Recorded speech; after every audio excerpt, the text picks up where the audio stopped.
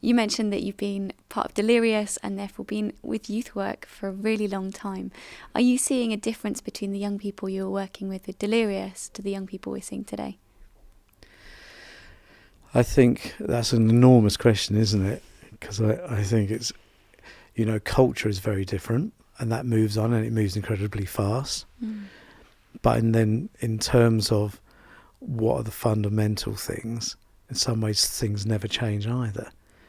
So, the fact that you want to help young people to have a real personal relationship with Jesus, you want them to understand about grace and kindness and forgiveness and gratefulness and thankfulness, all those things that become the foundation, the mainstay to how you do life moving forward as a Christian. Those things kind of don't change, do they?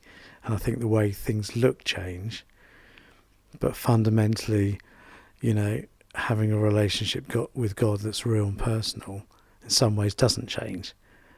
So I'm excited about, with BC Youth exploring all those things. Now, the important thing to say is I'm not going to be leading that. We're going to have a whole team of youth leaders and young leaders doing that, and that's what we're excited about as well. And the same goes with your parenting. Have you seen your parenting technique change as your kids got older?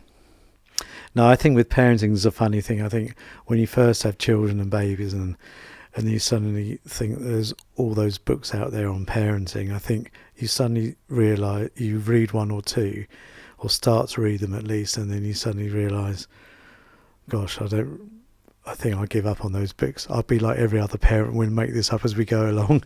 It's so different, isn't it, every day?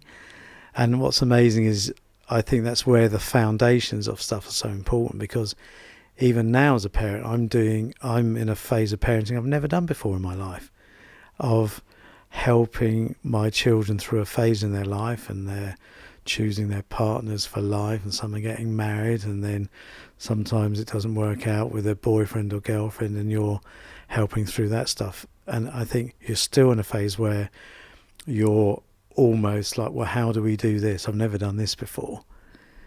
So there's definitely not a rule book for all of this, but I think there are fundamental things which will equip you at every stage, and all those things that life throws at you. And I think, as I mentioned, communication, chat and openness, which results in relationship ultimately, is I think one of the key things.